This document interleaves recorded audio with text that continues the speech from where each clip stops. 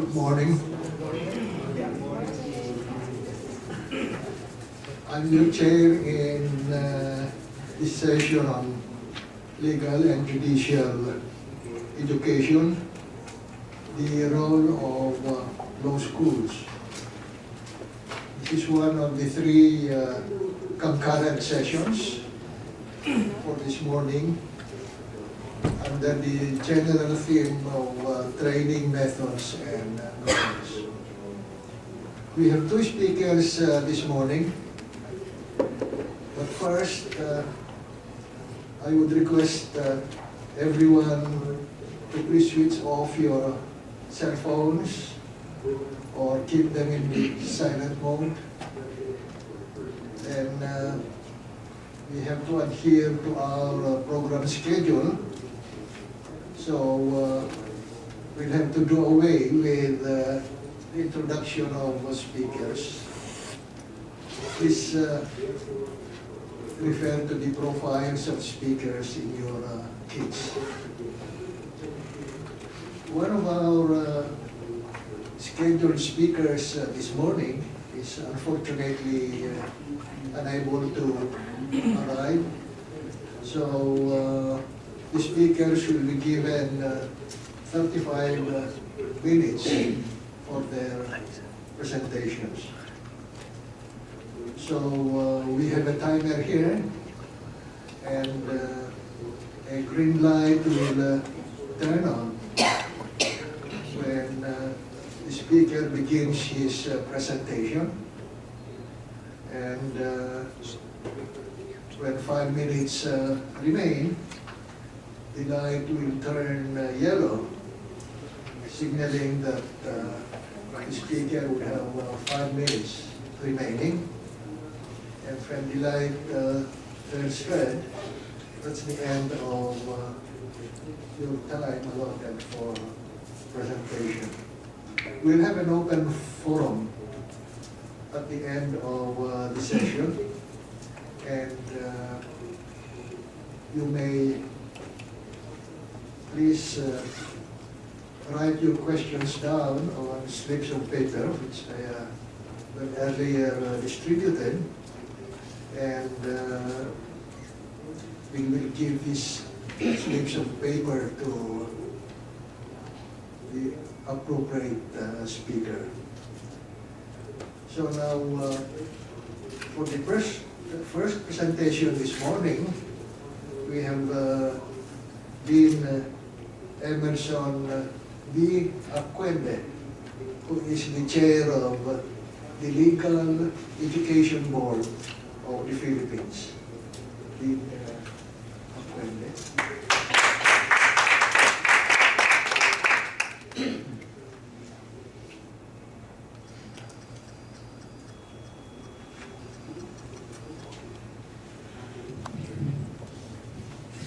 Thank you, and good morning to everyone. The Philippines adheres to the common law tradition of recruiting judges from the ranks of experienced lawyers. And lawyers must have a prescribed minimum number of years before being eligible to apply for the judiciary. For appointment to the first level courts, the municipal and metropolitan trial courts, one must have practiced law for at least 5 years, while for the second level courts, the regional trial courts, the minimum practice requirement is 10 years. To be eligible for the collegiate appellate courts, these are the Court of Tax Appeals, the Sandigan Bayan, the Court of Appeals, and the Supreme Court, one must have practiced law for at least 15 years and be at least 40 years old. Formal training for the judiciary thus starts well after law school. Unlike in many civil law jurisdictions where aspirants to the judiciary can pursue a judicial career as early as law school or enter shortly after graduation. Thus, you may ask, what role do law schools play in forming judges? I submit that law schools play a major role in the formation of judges, notwithstanding the lapse of time between graduation from law school and entry into the judiciary. Much of the foundations of a judge training, professionalism, and values are built during law school, and the quality of judges is largely determined by the kind of lawyers that law schools produce. Legal education, thus, must be viewed as a necessary component of judicial education, and improving legal education will invariably contribute to making better judges. But first, what exactly is a good judge? No less than the Philippine Constitution lays down the qualifications for admission to the judiciary. A judge must be a person of proven competence, integrity, probity, and independence. Moreover, judges assume a key leadership role in the community and must have developed broad sympathy, wide interest, and a deep understanding of the human nature to perform this role well. Quintessential Judge Florentino Feliciano, who served as an Associate Justice of the Philippine Supreme Court and Chairman of the appellate body of the World Trade Organization, identified 4 qualities of mind and heart that make up a good judge. The first quality is humility, both personal and professional. A judge must in the first place be a man of humility. The most important dimension of humility in a judge is the willingness to listen to both parties, to consider carefully their respective views of the facts and their understanding of the applicable legal principle or norm before he reaches a conclusion. In a real sense, the observance of the requirements of due process is an exercise in humility for the judge. The second quality is learning. The law has always been a learned profession, and the judge must render not justice according to his own private lights, but justice according to law. The judge then must have a natural love of learning. He must be willing to invest a considerable amount of time and effort learning about the craft and profession of judging, and in informing himself about recent developments in the law and the new norms and case law. He must apply to the controversies before him. He must also inform himself about the community in which he lives, the social concerns, the politics and economics, and the notions of moral rectitude obtaining in that community, the stuff out of which human controversies arise and eventually come before the judge. The judge must be learned, but he is not a lonely scholar in a library, nor a scientist isolated in a laboratory. He must be a man of his times. The third quality of mind and heart is sensitivity to the social values in the law. A judge must be sensitive to the basic social values which are embodied in the legal norms and principles he must apply, and which the law seeks to promote and protect through the judicial process. He must, in other words, become aware that his decisions have consequences for human values. The fourth quality is personal morality and integrity. A fourth characteristic which I believe a judge must have relates to the fact that our community requires very high standards of personal morality and integrity from judges. A judge passes judgment upon his fellow human beings. To be morally entitled to do so, to merit respect for his judgments, our society demands more from a judge than from those who are subject to the authority and jurisdiction of the judge. It is not easy to be a good man. It is even more difficult to be a good judge, for he must constantly strive to be better, morally speaking, than the average person or the man of average goodness. The quality of justice a judge renders is necessarily reflective of the quality of the judge as a moral person, as a principled man. Is Philippine legal education laying the foundations for forming good judges? To answer this question, we must first examine legal education in the Philippines and the current state of law schools. In the Philippines, legal education is a 4-year postgraduate course that can be pursued only after completion of at least a 4-year college course. Since 2010, Legal education is directly regulated by the Legal Education Board, or the LEB, pursuant to its mandate under Republic Act number 7662. Under Section 7 of the law, the LEB has the power to administer the legal education system in the country in a manner consistent with the provisions of the Act, and to supervise the law schools in the country consistent with its powers and functions as enumerated in its charter. The LEB is attached to the Commission on Higher Education for budgetary purposes and administrative support only, but otherwise operates independently. There are 127 law schools currently operating in the country. Out of this total, 98 or 77% are private universities and colleges, while 29 or 23% are state or local universities and colleges. Most of these law schools can be described as part-time institutions for the following reasons. The average law student is working full-time. Most law schools hold classes at night from Monday to Friday and the whole day on Saturdays to accommodate working students. Most members of the law faculty are part-time lecturers who hold full-time jobs during the day and teach at night and during weekends. Only a handful of law schools have full-time professors. Very few law deans work at the law school full-time. Most of them attend to their law school duties only after work and on the weekends. Moreover, many law schools lack adequate library facilities and book holdings.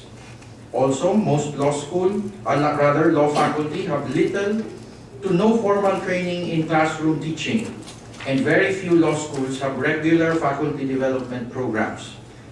The dominant teaching methods used in our law classrooms are lectures and the Socratic method, or the question and answer method. Legal education is also regulated indirectly by the Supreme Court through the exercise of its constitutional power to promulgate rules concerning the admission to the practice of law. Such rules include the conduct of the bar examinations, and the bar examinations tests 8 subject areas, namely civil law, labor and social legislation, mercantile law, criminal law, political law and international law, taxation, remedial law, and legal ethics, as well as the curricular content of Philippine legal education. Under the Rule 138 of the Rules of Court, no applicant may be admitted to the bar examinations unless he has satisfactorily completed the following courses in a law school or university duly recognized by the government. These courses are civil law, commercial law, remedial law, criminal law, public and private international law, political law, labor and social legislation, medical jurisprudence, taxation, and legal ethics. While the Philippine Constitution upholds academic freedom for all institutions of higher learning, the requirements imposed by the Supreme Court have inevitably oriented legal education towards passing in the bar examinations. Merlin M. Magallona, former Dean of the College of Law of the University of the Philippines, observes, and I quote, "What gives compelling direction to law schools is the nature of bar examinations, which has the effect of tailoring the curriculum content, the method of teaching, and the operational objectives of the law schools to the singular demand of giving the correct answers in a qualifying examination, largely as recalled from memory." End of quote. For the past century, the effectiveness of law schools has been assessed solely through the bar examinations. Law schools are evaluated by the public not only on the basis of their bar passing rate, but also on their ability to have their graduates placed in the top 10. Every year, the release of the bar exam results is accompanied with much anticipation and fanfare, with top-notchers becoming overnight celebrities and law schools earning bragging rights to their claim to fame. Law schools are under immense pressure to adjust their curricular offerings to ensure that their graduates pass the bar examinations. During the years when the bar exam passing rate is high, there is generally a surge in enrollment in law schools nationwide, with schools that are placed in the top 10 enjoying the benefits of this heightened interest in the legal profession. All of this makes for a crowded and rigid bar-centric curriculum.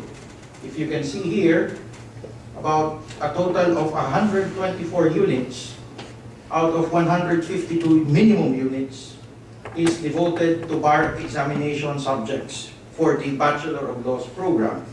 And in the Juris Doctor program, it's 122 units out of the 168 minimum units. The current law curriculum is overly bar exam oriented and attempts to cover every field of law and to teach all the law there is that might be possibly covered by the examinations. The LEB model curriculum for the Bachelor of Laws program has a total of 150 units spread across 4 years with a semestral load ranging from 16 to 21 units, which is also the equivalent number of hours or classroom hours in a week. Out of the total 152 units, 124 or 182 as I mentioned is devoted to subjects covered by the bar examinations. The LEB model curriculum for the Juris Doctor program, on the other hand, has a total of 168 units with a semestral load of 18 to 24 units, and out of which 122 units or 73% is devoted to bar subjects. While the LEB model curricula allows space for electives, in reality, the specter of the bar examination looms large and crowds out non-bar subjects and activities. Most law schools prescribe bar review subjects as mandatory electives, and very few law schools offer non-bar electives. In all law schools, the 4th year of law school is devoted to bar review. For practically all of its history, the bar examinations have been conducted using the essay-type method for all 8 subjects. Law professors and practitioners have observed that the bar exams are not consistently administered, have too much coverage, ask too many questions, test for what you don't know rather than what a new lawyer should know, and require advanced knowledge not expected of a beginner lawyer. Despite these long-standing observations that have persisted since the 1960s to the 1970s, this method has remained largely unchanged despite efforts of reform. Legal education has mirrored this. A number of subjects offered in law school are already irrelevant in practice but continue to be offered because they are asked in the bar examinations. One example is the law on negotiable instruments, which has been practically superseded by banking regulations and yet is still a required subject both in law school and in the bar examinations.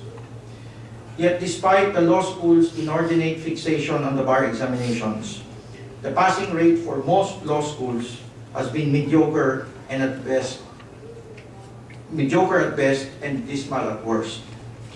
For the period 2011 to 2015, for example, only 5 law schools, or 4%, have consistently had a passing rate of at least 50% for all 5 years.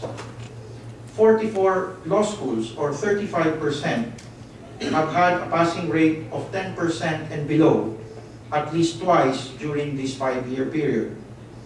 24 law schools, or 19%, have had a 0 passing rate at least twice in the same period. Despite teaching to the test, law schools are not adequately producing bar passers, much less lawyers. Clearly, legal education, if measured in this respect, is not achieving its objectives. Moreover, there is a common observation that while law school prepares students to take and pass the bar exams, it does not prepare graduates for law practice. Often, new lawyers do not know what to say in court, how to prepare simple forms of pleadings, or how to deal with court staff. This is partly explained by the fact that only 16 units out of 152 units, or 10% of the Bachelor of Laws program, are devoted to skills training. For the JD program, it is only 15 units out of 168 units, or 9%. Then, only a few law schools have apprenticeship programs and or clinical legal aid offerings that expose the student to actual practice. As early as the 1970s, former Supreme Court Associate Justice and Dean of the UP College of Law, Irene Cortez, observed that legal education gives scant attention to professional ethics and the public responsibilities of the lawyer. Legal ethics comprises only 4% of the Bachelor of Laws curriculum, which is 2 subjects of 2 units each, and less than 2% of the JD curriculum, which is only 1 subject of 2 units weight. Also, under the current LEB model curricula, a measly 6 units is allotted for electives in the Bachelor of Laws program and 16 units for the JD program, thereby leaving too little room for law schools to innovate. If we are serious about forming good judges, we must look at judicial education as a value chain that commences with a baccalaureate degree, is strengthened by formal legal education, and culminates with formal judicial education. May I point out that for the pre-law or the baccalaureate degree prior to law, the requirement, of course, is a 4-year course. The provider are colleges and universities, and the regulatory agency is the Commission on Higher Education. While in the law school, the course at least takes 4 years, and the provider are law schools, while the regulatory agency is the Legal Education Board. When you reach the mandatory continuing legal education level for lawyers, there is a requirement of 36 units of seminars every 3 years. And the provider are private MCLE providers that are accredited by the Supreme Court, and the regulatory agency is, of course, the MCLE office under the Supreme Court. For judicial education, the period of study required is as that mandated by the Philippine Judicial Academy. The provider, of course, is the Philippine Judicial Academy and the same institution as the regulatory agency. At present, there are no prerequisite pre-law courses that aspiring law students must take. Prospective lawyers may be graduates of courses in political science, business administration, engineering, communication arts, even music, for as long as they have completed the minimum academic units prescribed in the rules of court. Because the law curriculum is primary technical, law graduates acquire a very narrow understanding of the law that is largely devoid of its socio-political economic context. Without significant grounding in humanities and social sciences, lawyers are most likely to be mere legal technicians, lacking sensitivity to the basic social values in the law and the possible repercussions of his actions and decisions on the wider community. Also, the Supreme Court has exclusive jurisdiction over admission to the practice of law and regulation of the legal profession. This includes administration of the annual bar examinations and the mandatory continuing legal education program, which lawyers are required to complete every 3 years as a prerequisite to the continuing privilege to practice law. Although under Republic Act number 7662, the LEB's mandate or the LEB's mandate includes continuing legal education, the Supreme Court maintains that this is unconstitutional and violates its exclusive powers under Article 8, Section 5 of the Constitution. At present, the only formal link between the Supreme Court and the Legal Education Board is the Committee on Continuing Legal Education and Bar Matters, which is convened by the Supreme Court on an ad hoc basis and purely at its discretion. Thus far, this is the only venue for the Supreme Court and the LEB to discuss matters of common concern. The LEB also has no direct link with the Philippine Judicial Academy, the government agency responsible for judicial education. How can legal education orient law students toward possible vocations in the judiciary? What role do law schools and the Legal Education Board play in this mission? One of the general objectives of Philippine legal education is to contribute towards the promotion and advancement of justice and the improvement of its administration, the legal system, and legal institutions in the light of the historical and contemporary development of law in the Philippines and in other countries. The more specific objectives of legal education includes preparing law students for problem solving and decision making, in developing their ability to deal with recognized legal problems of the present and the future, and developing competence in any field of law as is necessary for gainful employment or sufficient as a foundation for future training beyond the basic professional degree, as well as the desire and capacity for continuing study and self-improvement. These broad objectives of the Legal Education Reform Act provide fertile soil for planting the seeds of judicial careers among students of the law. Does the LEB have the mandate to integrate judicial education into the law curriculum? The answer is yes.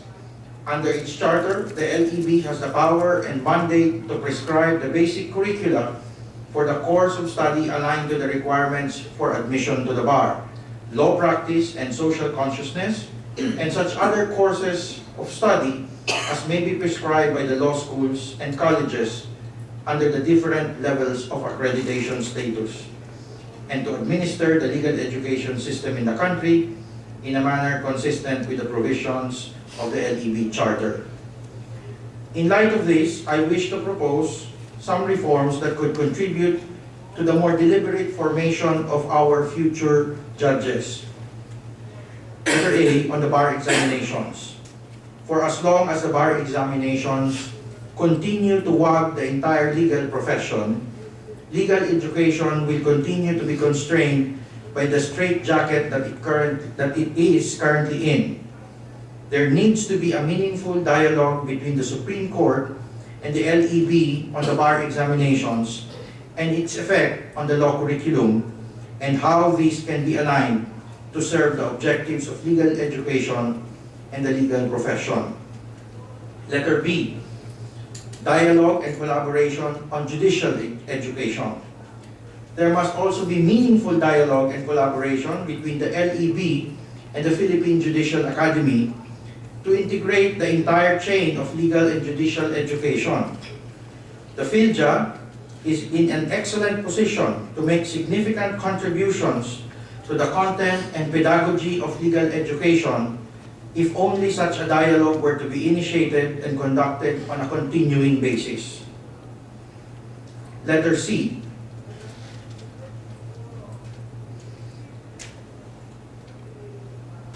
vertical integration of law studies.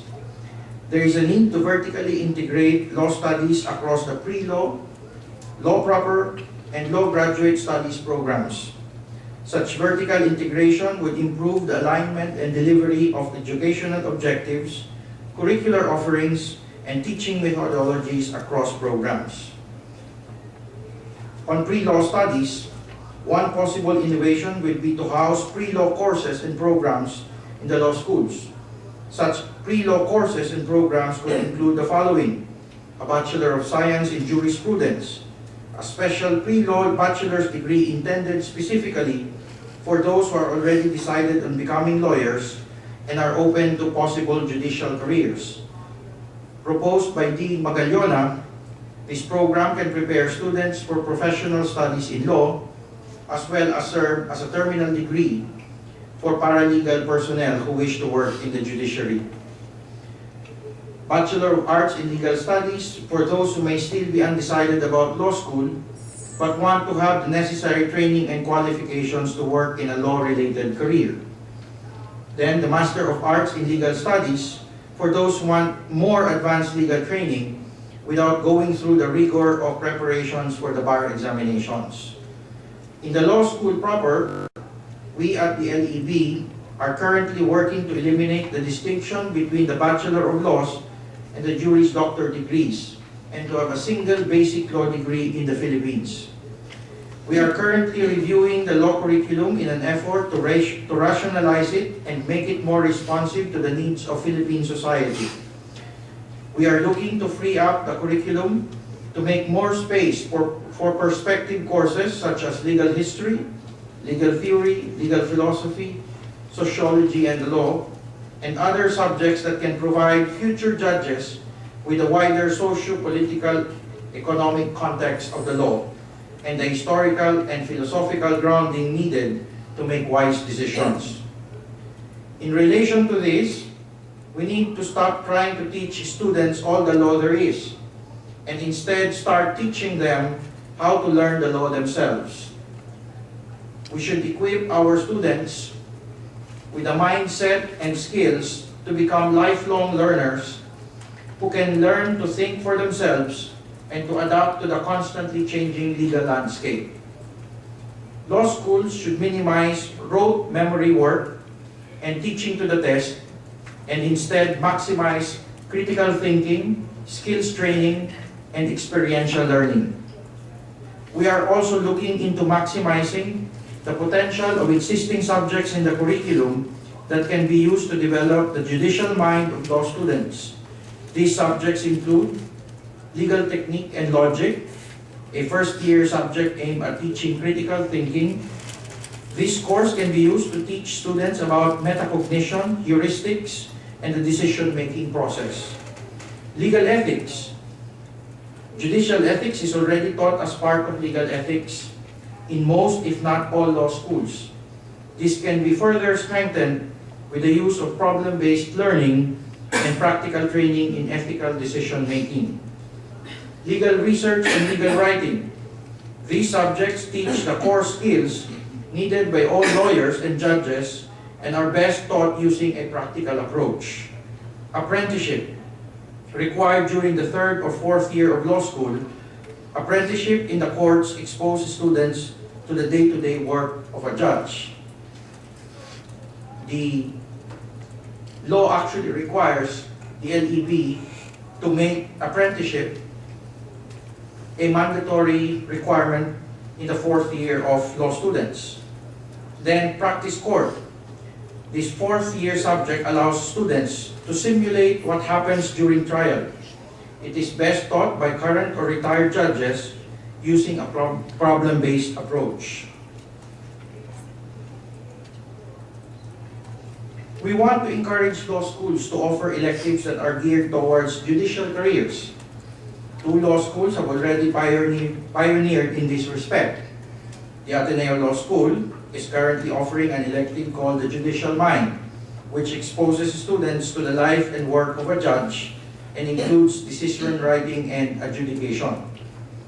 The Centro Escolar University has an elective called Court Administration, which is taught by the court administrator himself. We want to encourage more law schools to follow their lead. We are open to the idea of law schools instituting an academic tracking system that allow law students to explore possible specializations as early as law school. The Ateneo Law School has already piloted such a system, offering 3 possible tracks. I think Dean said Frick can correct me if my information is inaccurate. Litigation and dispute resolution, corporate law, and international law and development. Am I correct? Perhaps a judicial track can eventually be offered to encourage possible careers in the judiciary. Finally, we are exploring the possibility of compressing all the academic courses into the first 3 years of law school in alignment with the Bologna process in the European Union and the 3-year law program in the United States, thereby leaving the final year of law school for apprenticeship, practical skills training, and bar exam preparation. This is to address the need to prepare our students for real-life practice of law. Incidentally, we have noted that our law students study law 3 times. The first 3 years for the basic law knowledge, the 4th year for their bar review, which is essentially a review of what they studied in the first 3 years. Then they go into another pre-bar review after graduation, before taking the bar examinations, repeating all the same things. That makes it a very inefficient process.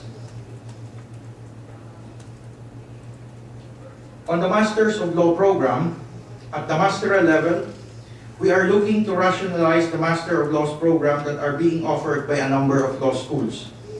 In line with the movement towards vertical integration, the Master of Laws program must be housed in the College of Law itself, or if not, in a graduate school of law, which must be a separate and distinct unit from other graduate level programs of the university. We also want to encourage the law schools to institute masteral programs which are geared towards specialization in possible judicial careers. The University of the Philippines has just recently launched its Master of Laws program, which includes a specialization in governance and judicial training. We are hopeful that other law schools will follow suit. In conclusion, the law students of today are the judges of tomorrow. Now more than ever, there is an urgent and compelling need for law schools to be more conscious and deliberate in forming good lawyers and good judges. We at the LEB look forward with hope to working closely with the law schools, the Supreme Court, and the Philippine Judicial Academy in this noble task of forming the good judges that our society needs. Thank you very much.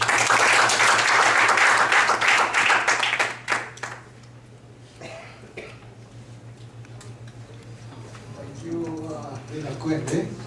And now, I present Dean Soledad Maunis, present chair of the Philippine Association of Law Schools.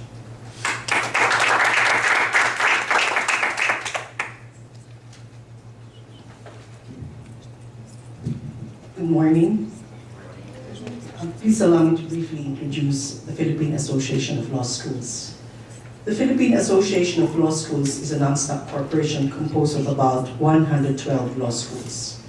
The PALS was created to be a primary driving force to uplift the standards of legal education in the Philippines that meet both global standards of excellence and at the same time serve as a catalyst for both economic and human development in the Philippine society, and to unite Philippine law schools into a cohesive force to achieve those high standards of legal education and training, to push the frontiers of legal research and development, and to promote a system of legal aid and apprenticeship for the benefit of the poor and marginalized members of the society.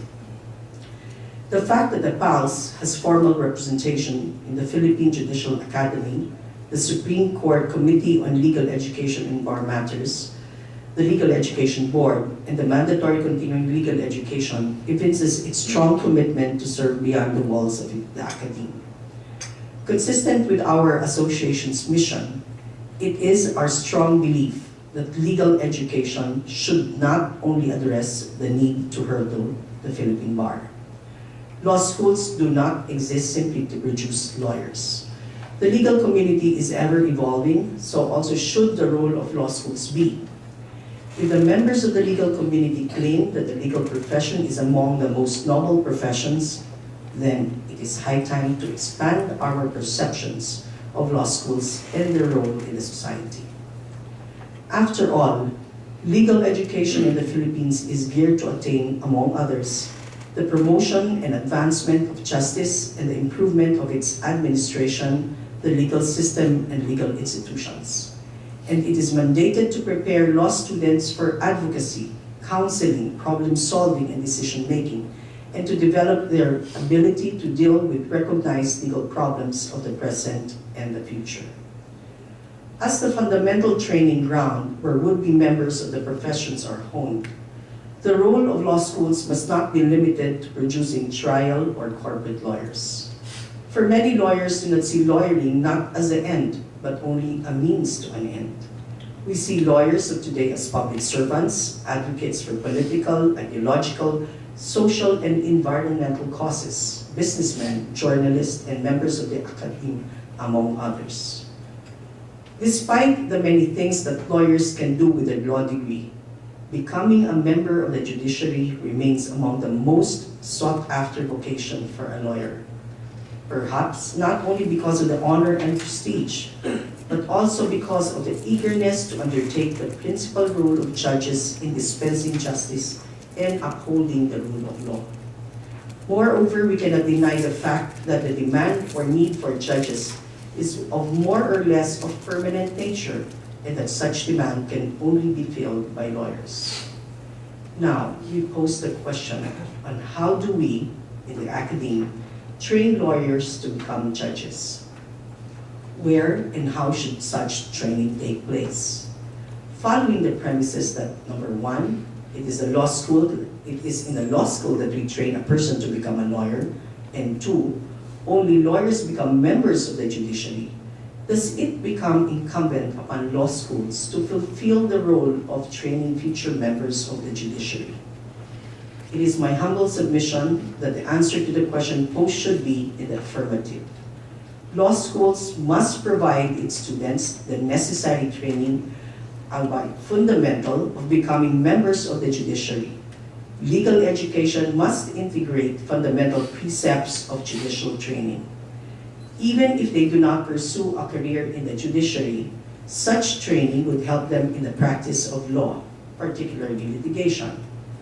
Borrowing the words of Harry T. Edwards, such structural reform in legal education would give the awareness about the interest that it will be allowed to survive in a legal system, about who gets represented, the nature of the representation that they receive, the time it takes to resolve legal questions, the cost of judgment, the quality of decision-making, and the ethics of advocacy. Now, what is the shared role of the judiciary, legal profession, and law schools in the society? In a democratic society, the judiciary plays the important role of corrective action, focusing on bridging the gap between law and society and protecting democracy. While other institutions are likewise tasked to protect constitutional democracy, it is the judiciary which serves as a guardian and leader in the fulfillment of such task. Likewise, together with the legislature, it is the judge who acts as a primary agent in effecting changes in law adapted to reflect changes in the society. As such, judges must have a multi-level and holistic perspective in understanding the society. The role of the judge is to understand the purpose of law in society and to help the law achieve its purpose. However, the responsibility of serving as the guardian of the law's purpose and rationality cannot be reposed on judges alone.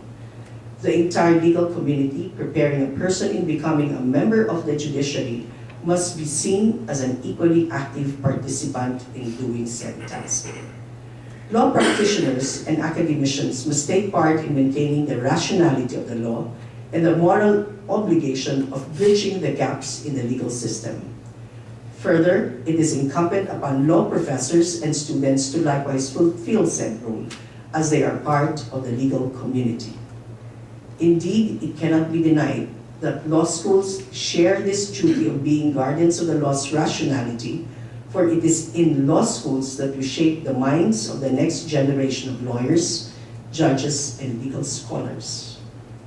Further, law schools have the apparent responsibility that the legal process, what has been called the law-making enterprise. The commitment of law schools and the legal profession in the administration of justice can be well achieved if more efforts are exerted in upholding the rule of law. They must be vigilant in ensuring that access to justice is not unnecessarily impeded by the understandable imperatives of government. Similarly, law schools must be more responsive to the interdependence among the legal academics, practitioners, and judges. To be more productive in fulfilling their roles, these three types of lawyers must give regard to the particular challenges of each. Just as practitioners and judges have the responsibility to the enterprise of intellectual development in law schools, so must law schools be responsible in addressing some of the challenges faced by the judiciary and the legal profession. Now, what are the trends and gaps in judicial education more or less around the world? In one jurisdiction, the lack of formal training curriculum for judicial officers in any university or law school was once grossly criticized. As a result of the criticisms, the National Judicial Institute in said jurisdiction was established to train judges and magistrates on the job. However, the same was found insufficient. Thus, the need to develop a formal training curriculum for judges in law schools was sought for. It was recommended that a judicial training curriculum be introduced in law faculties and schools as formal training for future judges. Good, efficient, and ethical lawyers are as essential as respectable judges for the success of the judicial system. In India, for instance, there seems to be a problem with the current system where law students have the career option of becoming judges straight after finishing law school. This is brought perhaps by the prevailing inclination of law schools to focus on producing lawyers and not judges. The Indian Bar Council prescribes compulsory courses for teaching practical skills necessary for lawyering and gave the discretion to add additional courses to law schools. Thus, law schools are not required to introduce any courses focused on teaching skills required by judges. In Europe, for instance, and in other developing countries, what is applied is the civil service model. In this model, civil law judges are first and foremost judges. They are generally educated separately from lawyers. They are usually part of the civil government and are appointed in a manner consistent with civil service employment. Civil law judges will typically begin their careers in the lower courts and work their way up to a leadership role or a higher court. The system varies depending on the country, but what is common, however, are the requirements of having experience in law practice, a certain number of years, a post-university training which may range from 6 months to 2 years, and passing a qualifying exam. Despite these differences, the strength of these systems is that judges are, by and large, trained to be judges. The Philippines also follows the civil service model, where a specialized academy for the training of judges has been institutionalized. The Philippine Judicial Academy is established or was established pursuant to RA number 8557. This law categorically states that the PhilJA shall serve as a training school for justices, judges, court personnel, lawyers, and aspirants to judicial posts. Furthermore, our law imposes additional qualifications for lawyers before they can become eligible of becoming judges, particularly Section 26 of BP 129. Where Metropolitan Trial Court, Municipal Trial Court, or Municipal Circuit Trial Court judges, it is required that he should be at least a natural-born citizen of the Philippines, at least 30 years of age, at least 5 years, has been engaged in the practice of law, or has held a public office in the Philippines requiring admission to the practice of law as indispensable requisites. Same with RTC judges. They are required to be natural-born citizen of the Philippines, at least 35 years of age, at least 10 years as in practice, or has held public office in the Philippines, requiring to the practice of law as indispensable requisite. In the Philippines, therefore, no first and second level trial court judge should commence the discharge of adjudicative functions without undergoing the related courses prescribed by the PhilJA, which may take a year or more. The Judicial Bar Council, constitutionally tasked to recommend appointments and promotions to the judiciary, is also directed by law to consider the participation of judges in the programs of PhilJA pursuant to RA 8557. Kindly note, however, that it is my submission that judicial training is not purely a governmental concern. We now ask the question, considering the existence of PhilJA as well as additional safeguards which ensure the competence of the members of the Philippine judiciary, do Philippine law schools still has a role in training would-be judges? This question must be answered in the affirmative. As suggested by Dr. Amari Umaka, judicial education cannot be supported by government funding alone. He believes that judicial education must be done in collaboration among developmental partners and specialized agencies, including foremost the law schools. In fact, the law schools may very well serve as the birthplace of a student's nascent interest in judicial service. After all, corporate entities, educational institutions of higher learning are inherently endowed with the right to establish their policies, academic and otherwise, unhampered by external controls or pressure. In the Frankfurter formulation, this is articulated in the areas of what shall be taught, that is the curriculum, and who may be admitted to study, and that is the essence of academic freedom. Ideally, a well-structured and a university-based education for judges and judicial officers will, number one, improve access to justice. Two, increase the timeliness and quality of justice. Enhance public confidence in the courts.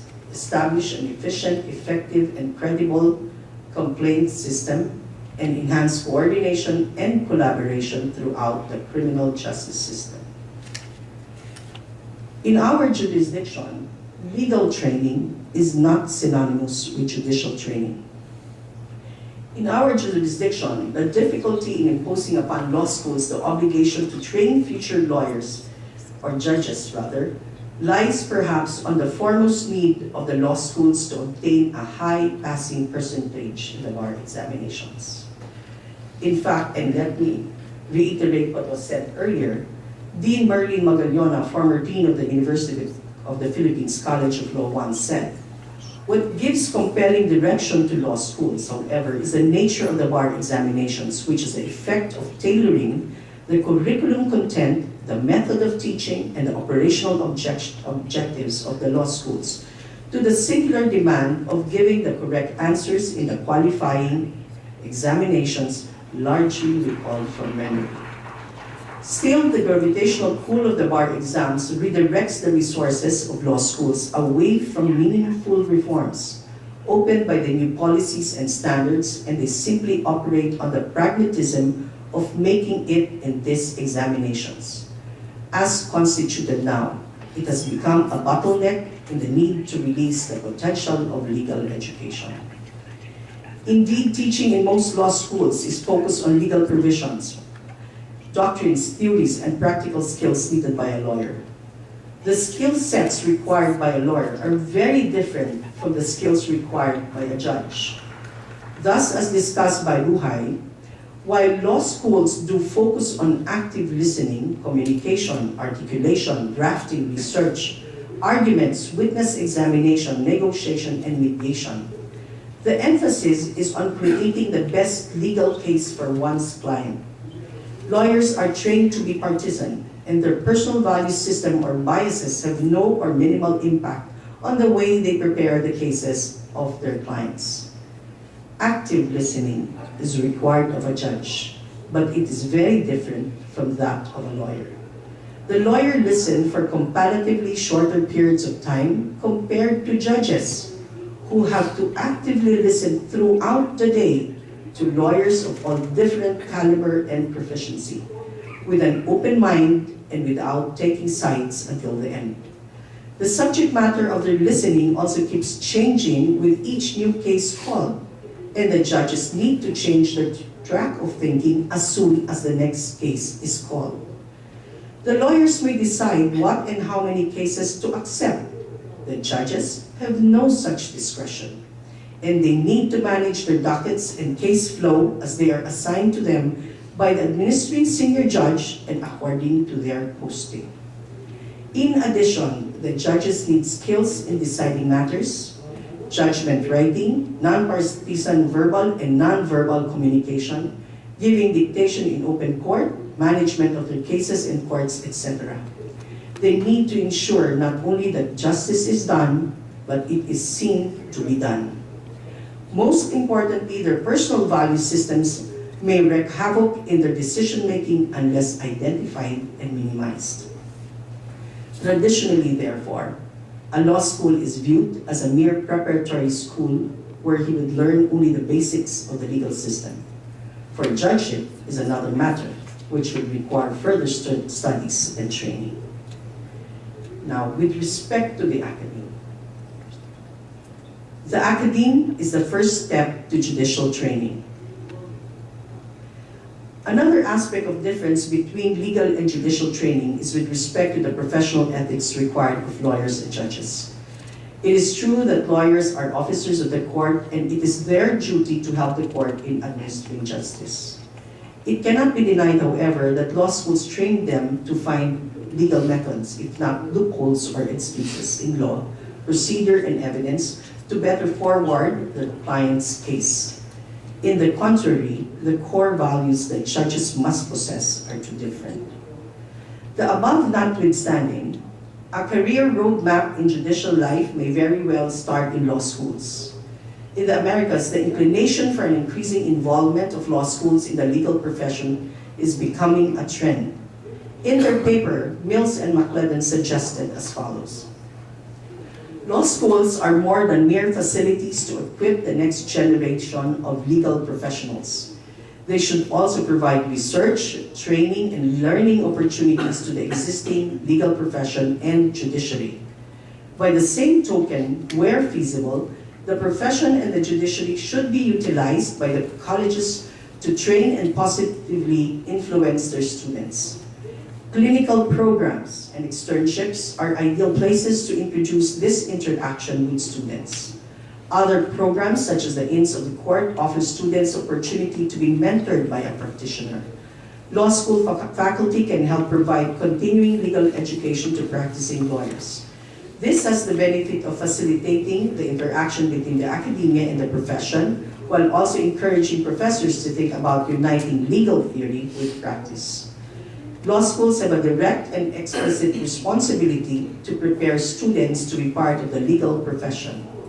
In addition to the obligation to facilitate understanding of modern consequences of the global community, there is also a duty to teach students about their ethical obligations both to the community, to the clients, and the community at large.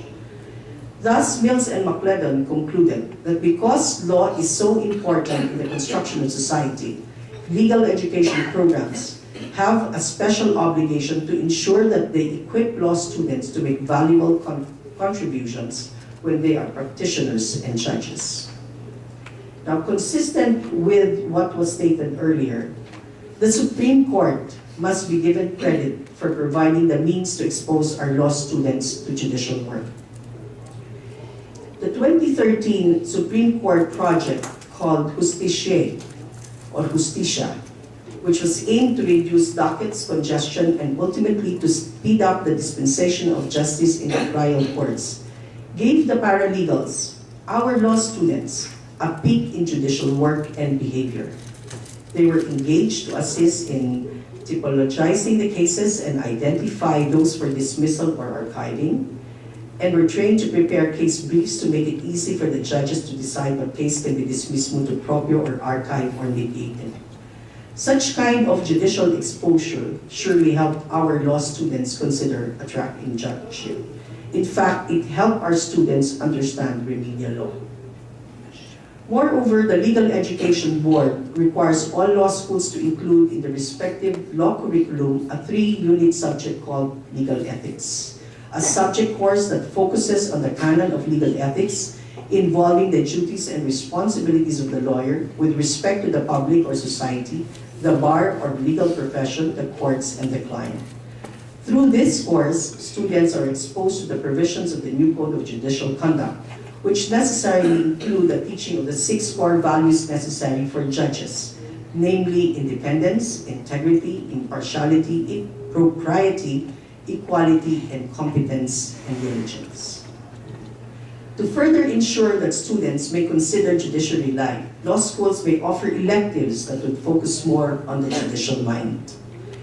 Inspired by the efforts of the Ateneo de Manila University Law School, and with the permission of their ever-gracious Dean, Dean Sedfrey Candelaria, who is, by the way, here.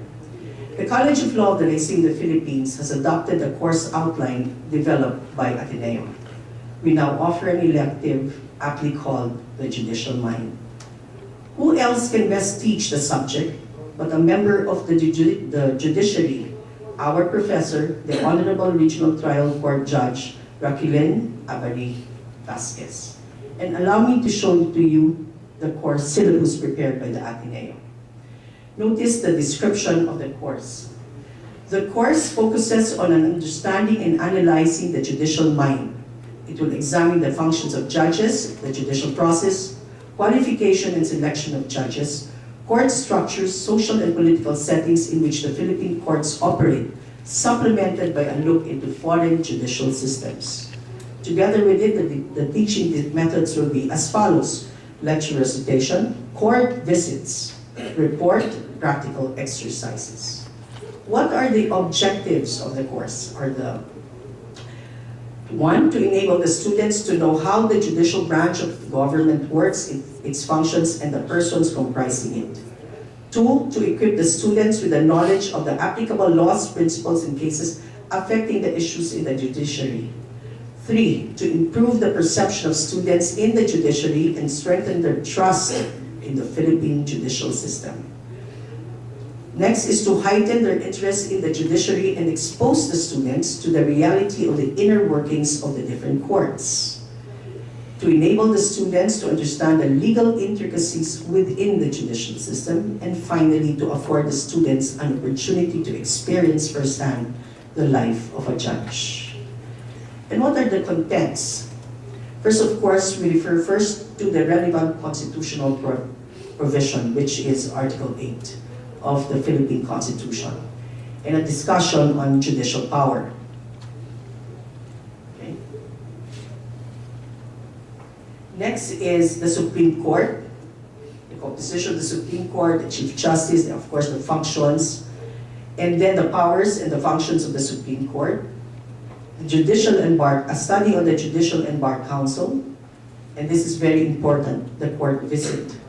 Why? Because students will be required to submit a report reaction paper on the observation of the court proceedings, credibility of and demeanor of witnesses, and how the judge conducts the proceedings. And of course, the focus is the judge. Qualification, the functions, the Philippine criminal justice system, causes of delay, how cases are decided, parts of a decision, and a discussion of why sometimes the courts flip-flop in their decisions, and comparing and analyzing decisions. And that's the midterms, okay? Now, canons under the new Code of Judicial Conduct, of course, focus will be on the integrity, study on the independence, integrity, impartiality, propriety, equality, competence, and diligence of a judge. And then the social and political setting in which Philippine courts operate. And then a comparison with other foreign courts. And of course, your practical exercises, which would include memorandum writing and writing of decision. And of course, part of the subject matter would be, of course, referencing on the basis of Philippine court decisions. And of course, we have to explain the grading system. And I have to give credit again to the Ateneo de Manila University for sharing this course syllabus not only to the Lyceum of the Philippines University, but to all of us who are members of the PALS. I only prepared a 25-minute discussion, so I'm already about to end. Now, in conclusion, while it may be recognized that unlike in other countries, judges in the Philippines are required to undergo training and take additional courses before they commence the discharge of their adjudicative functions, the role of law schools in judicial training still cannot be undermined. Law schools must be seen as an effective partners in providing the fundamentals necessary in entering the judiciary, not only because it provides the required law degree, but also because it exposes the would-be judges to the realities relating to access to justice and the role of the judicial system in the society. Likewise, it is in law school where law students are introduced to the idea of the judiciary as a profession. The Philippine law schools are thus called to take a big leap in either restructuring their basic law curriculum, providing optional courses, or offering advanced programs for would-be judges. A structured program which provides jurists a real-world view of the judicial system would improve the effectiveness of new jurists and provide a foundation for the development of shared solutions to current issues regarding improving access to justice at every level. By creating a system of education in the law school level, we can better prepare our future judges for the noble role in our society that they are bound to fulfill. And a small step in judgeship may very well start in the classroom, since the classroom is peculiarly the marketplace of ideas. The nature's future depends upon leaders trained through wide exposure to that robust exchange of ideas which discovers truth out of a multitude of tongues rather than through any kind of authoritative selection. Thank you very much.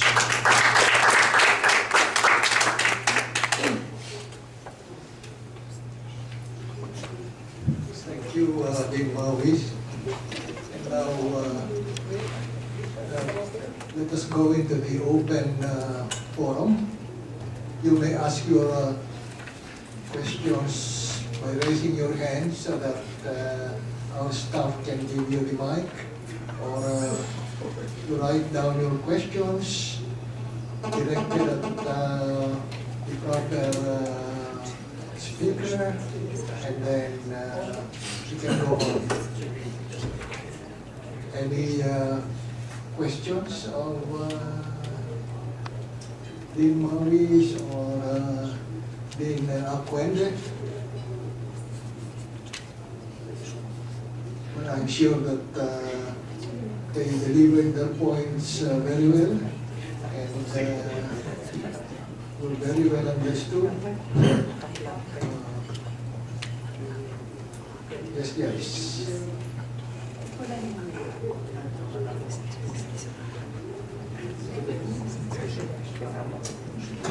Let me first thank two deans for elaborately expressing the sentiments of most judges I know about how it is to be a judge. I've been a judge for 18 years, and before that I was a prosecutor, a practicing lawyer, and a clerk of court. So I guess that's good training for a judge. So I was thinking that starting judicial training as early as law school might preempt the choice of a student. They might think that the judicial field is so wide, when in fact it is a crowded field. So to condition them into going into the judiciary, it's a nice concept, but I still question that idea. If you must know, I never thought of being in the judiciary myself, and I was a law student until I was a prosecutor. And getting into the judiciary was much a surprise to me as it is now. So I was thinking, if in law school we stress the options of the judiciary, of entering the judiciary as much as we stress our law studies, wouldn't it be conditioning them into a field that they might experience a lot of depression, stress, frustration, yes, frustration. I believe that indeed the age of judges, the experience required is not simply numerical, it is more experiential than anything else. Going to the judiciary should not be controlled by just a dream. It must be controlled by determination and a love for service to the country, rather than something brought about by a good teacher, like my good friend Rocky, or my friends in the Ateneo, Attorney Lala and Attorney Salisa, Judge Silas. I've spoken in that subject one or few times, and I see how students are wide-minded, open-minded, but it is always fun to see several judges being offered in that law school. Most of us juxtapose each other because I don't normally look like a judge when I go there. So that's my question. That's my statement, that wouldn't be preempting students by offering this subject as an option to them. Wouldn't it be better that the students understand first the demands of the judiciary requires, rather than feeding to them this dream?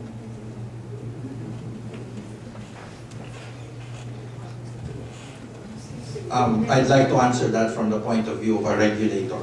That's why I started my presentation on that part of tracking, what we refer to as academic tracking, with the introductory phrase, we at the Legal Education Board are open to the idea. So our thinking is that it is not for all the law schools to have that. Certain law schools will have to make the decision depending on the factors affecting the law school. For example, law schools with a population of only 30 students or 100, even 100 students would probably not be able to implement such a tracking system because of the limited number of students. But for bigger law schools and for law schools with a significant population where there is also a significant component of their student population that have already made the decision or have come up at that early point in their studies, a decision of pursuing a specific track, then that will be an option available for the law schools. And so what we're saying is this kind of tracking, including a judicial track, is for a limited number of law schools only, not necessarily for all the law schools. There are certain law schools also that will not have the resources, both in terms of human resources and financial resources, to be able to implement such a tracking system. Then, but on the other hand, your concerns are legitimate, and in fact, they are among the things that we have thought of as a possible downside of tracking, because that may limit the available opportunities for the graduates of a particular law school. Not necessarily just a judicial track. Maybe some law school will come up with a criminal law track or a labor law track, and that will again, to a certain extent, straitjacket these students in looking for work opportunities after graduation. So, but at the same time, that is something for the law schools or the legal education institutions to decide for themselves, taking into considerations the different factors affecting the law school, including what is happening to their alumni, depending on how they are seeing their alumni going, then that will have to be the decision. But a good thing about having tracking also is, at least to some extent, students, even at the early stage of their studies, will already make a decision, a conscious decision of what they want to pursue as a career. Because it's also not very good for everybody, all our law graduates, to be graduating without a specific direction of what career they want to pursue, leaving it completely up to fate where they will end up with.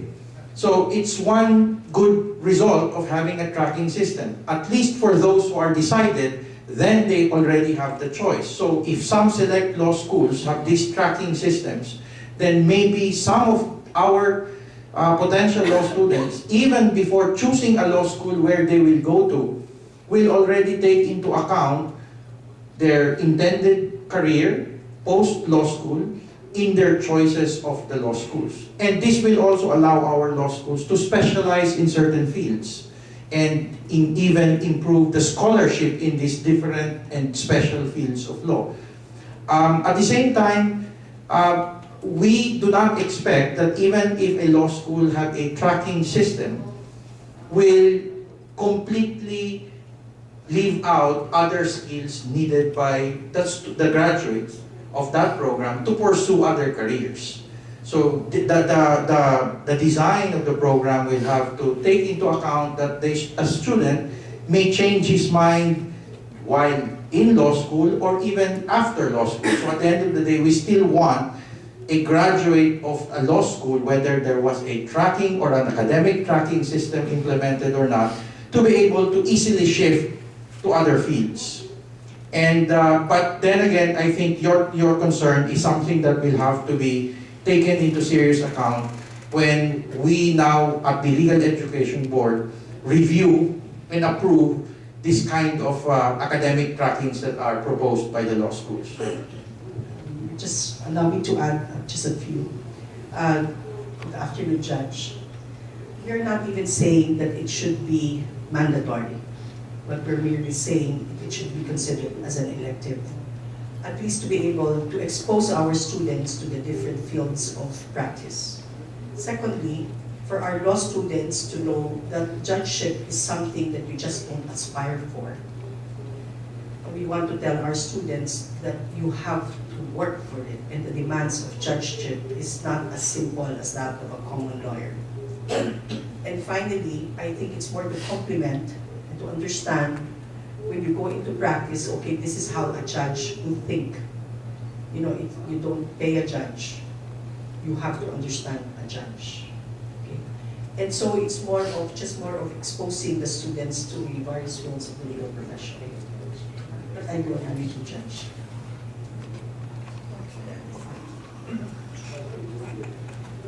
Good afternoon. I'm Judge J.J. Mendoza from the Regional Trial Court of Nueva to both deans. When I became a judge, I also started my graduate courses, and I found it very helpful to me as a judge. The amount of research that I have to do as a graduate student and the papers that I have to write, which is very different from the the Socratic method that I was used to exposed to when I was studying law. Perhaps there should be first a clarification. What is really the status of a Bachelor's of Law degree or a Juris Doctor degree as of the moment? I think Dean Acuente can answer that. Is it a ordinary college degree? Is it a graduate degree? And second, perhaps can we add more if we're really going to introduce an academic track for judges? I think there should be more opportunity for research and writing, not just that everyday grade of reciting before your professor, who most often than not turns to be not the good lawyer that he pretends to be. I'm sorry to say that, it's true. I have lawyers, I have professors in law school who is appearing before me now only to realize, my God, he is not the lawyer that he was trying to pretend when he was teaching me about law school. Yun lang po, salamat. I'll begin with the question, Judge, on the status of the degree. Well, first, it is a graduate degree because the requirement is that before one can enter into the basic law studies, one must have already completed a previous baccalaureate degree or a previous bachelor's degree. So it is a postgraduate degree in that sense. The current debate actually is what level of graduate degree is it. And we have taken steps actually of addressing that, but there are sectors that are concerned and have expressed serious issues about the initial directions that we're looking at. But we are carefully evaluating it. Among the considerations are that as far as way back, I think in 1995, the Commission on Higher Education, while it was the one supervising the legal education program in the Philippines, already declared that the Bachelor of Laws is equivalent to a master's degree if the graduate is also a lawyer, meaning to say has a license to practice law. So meaning to say a lawyer is equivalent to a master's degree. But recently we have found, I think in 2013, an issuance from the Civil Service Commission that a graduate of law degree, whether it's a Bachelor of Laws or a Juris Doctor degree, is equivalent already to a master's degree even without a license, as long as the person is occupying a position that does not require a license to practice law. In other words, a non-lawyer position in government held by a bachelor's degree graduate, the qualification is equivalent to a master's degree. We are moving towards clarifying this, and we have come to the position that, first of all, it is the Legal Education Board as the regulator of the legal education that has the authority to once and for all declare what is its status. Second is that issue on, well, as far as the requirement, as you mentioned about professors and practitioners at the same time. Well, I think Dean Sol would be in a better position to answer that as part of the law schools. Insofar as the law schools are concerned, I have already expressed this problem. The Legal Education Board now requires that before you can teach in a law school, you're required to have your master's degree. My problem, and I've expressed this with the good chairman, is this. Between master's degree holder, let's say, who graduated, let's say, from foreign school, human rights, and a person who has practiced, let's say, in courts for 15, 20 years, and is a very good litigation lawyer, who between the two will a dean invite to teach remedial law review? So it's the practicing. So it does not necessarily follow, with all due respect to those who are master's degree holder, it does not necessarily follow that that is the only qualification before one can teach in a law school. Because sometimes that's a choice that the dean is confronted with. Yeah, basically that's it.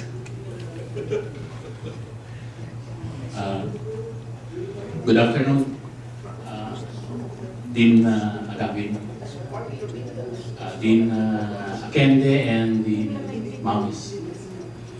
I'm Judge Sulman Santos Jr., RTC Branch 61, Naga City, Philippines.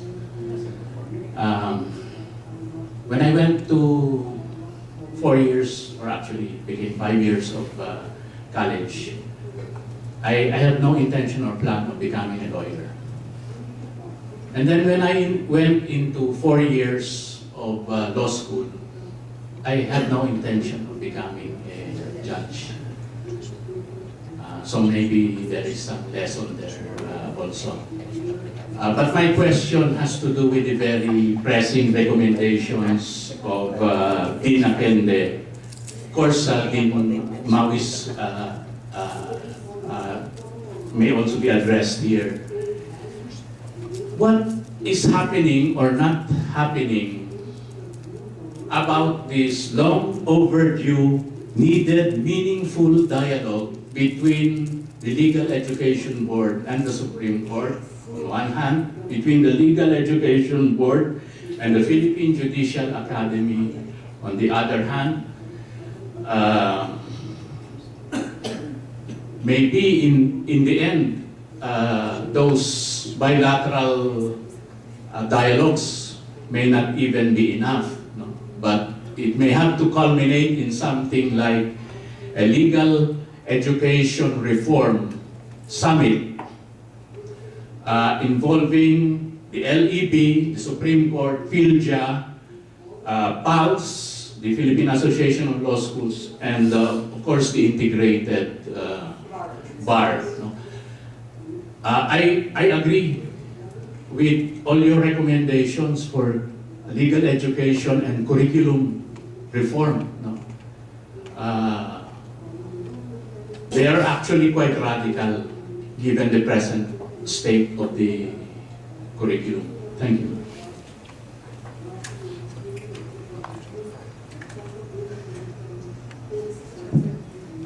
My question actually has to do with how do you foresee the role of paralegals? So far, only the University of the Philippines College of Law has embarked on the training of paralegals. So, what is the role of this particular course in the overall master plan of improving or enhancing the legal curriculum?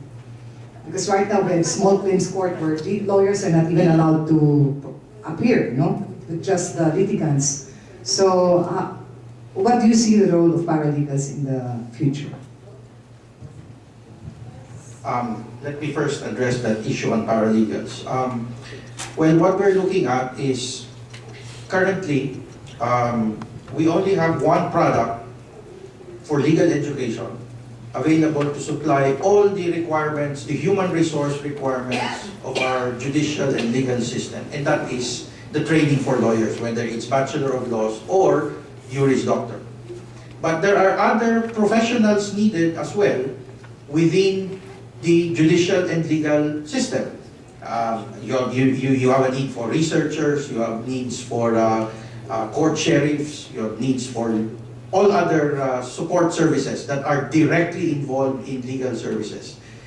But those legal services are currently not addressed by an appropriate academic degree training. That's why we only have bar flunkers applying to become legal researchers.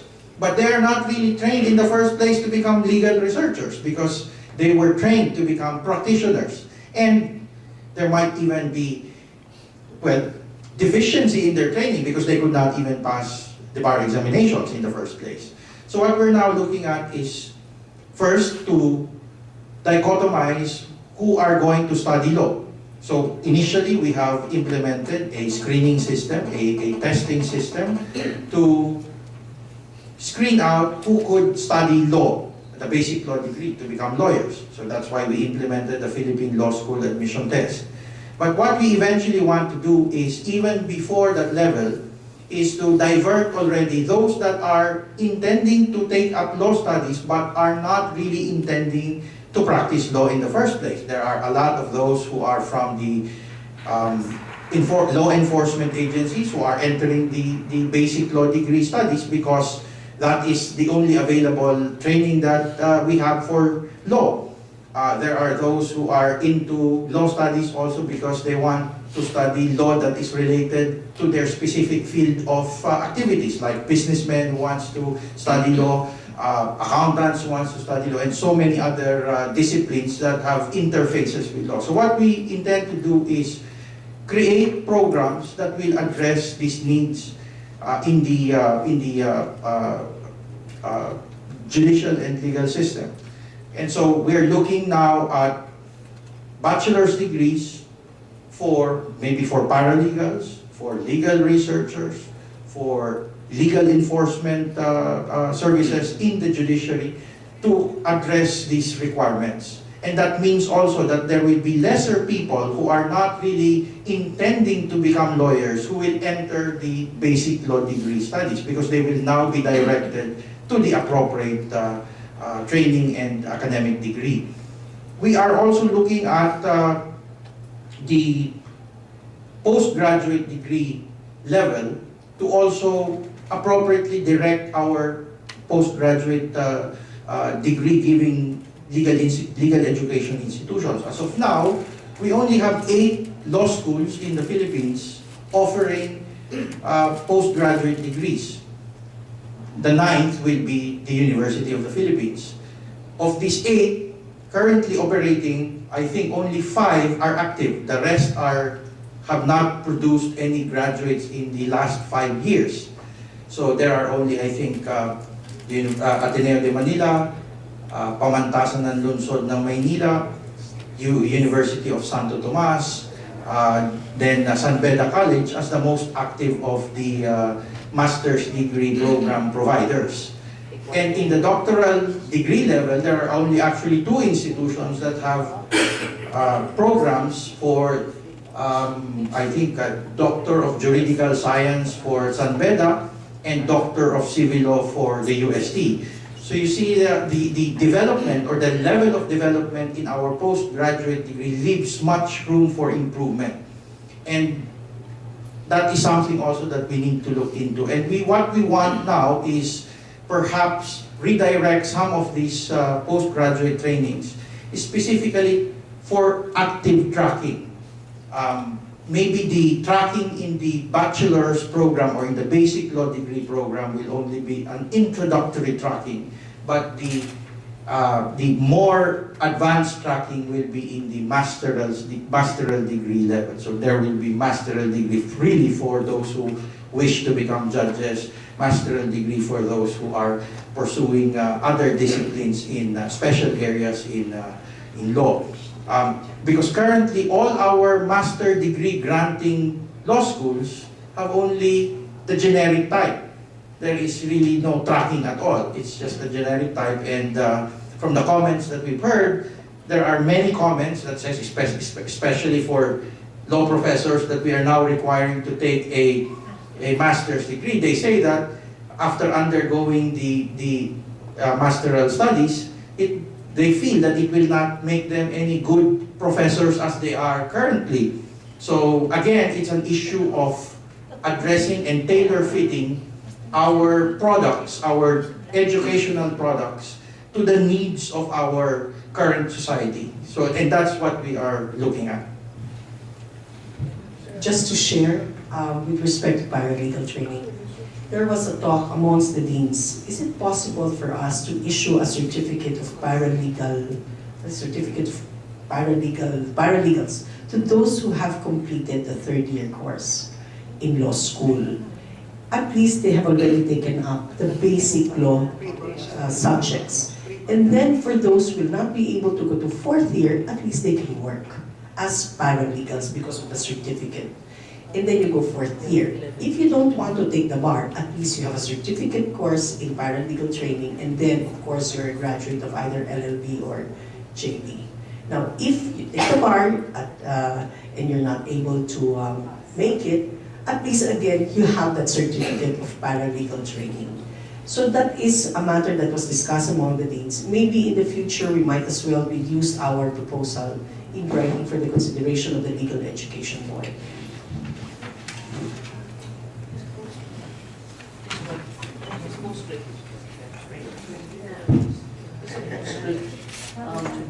With regards to master's studies, I know that San Beda and the Supreme Court has somehow an agreement on master's studies and judges.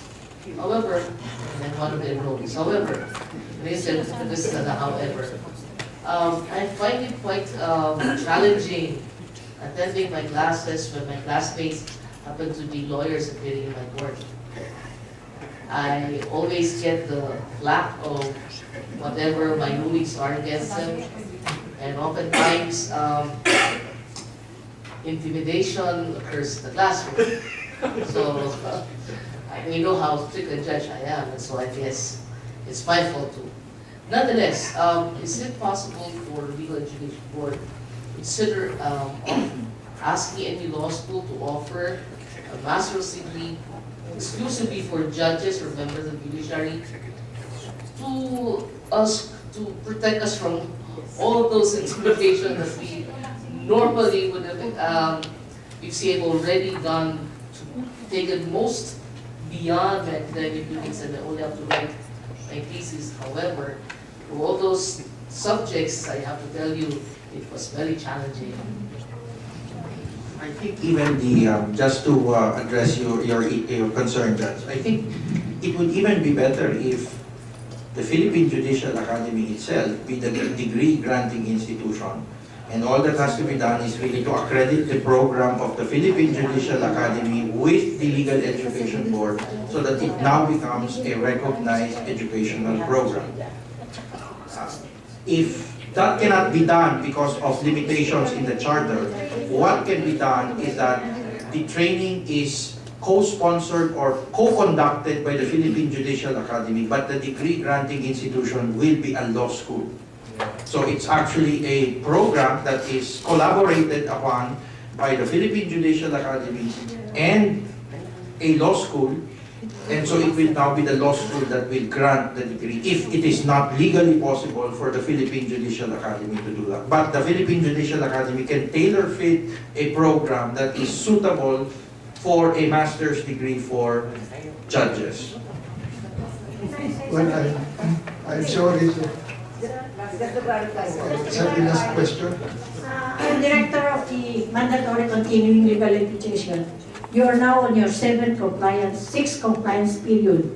That means that you have taken 36 units for every 3 years. We are thinking in the same track. I say that for the next, because we're revising our regulations, I wanted that give 26 units for compulsory, which is required by the Bar Matter 850, but on the rest of that can be co-opted by the law school and then given a LLM program.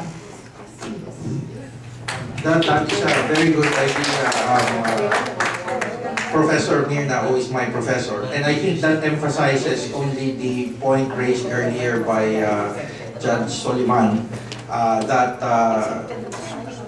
a more meaningful dialogue between the different institutions and stakeholders can actually address some of these issues.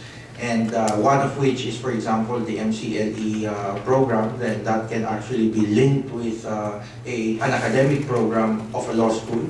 Again, the training programs of the Philippine Judicial Academy can be linked again into an academic program, master's level, and so many other possibilities.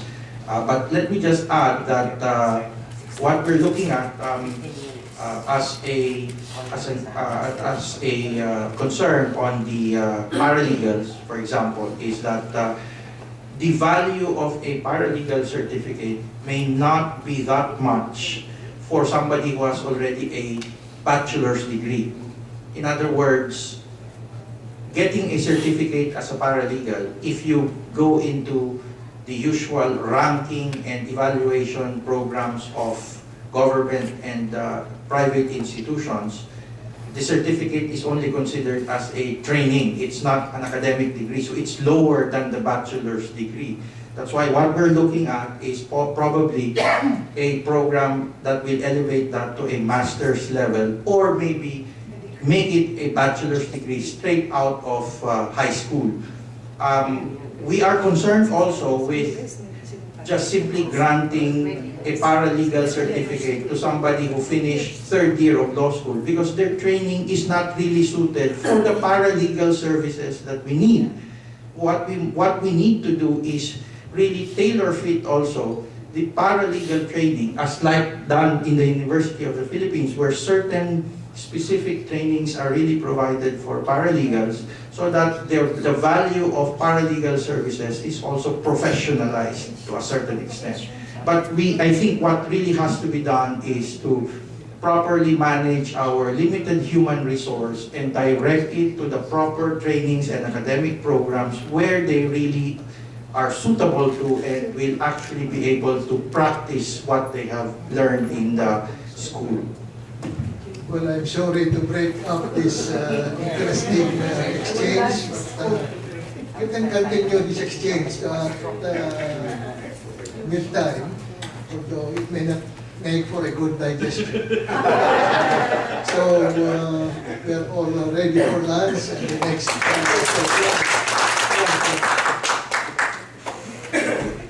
Thank you very much.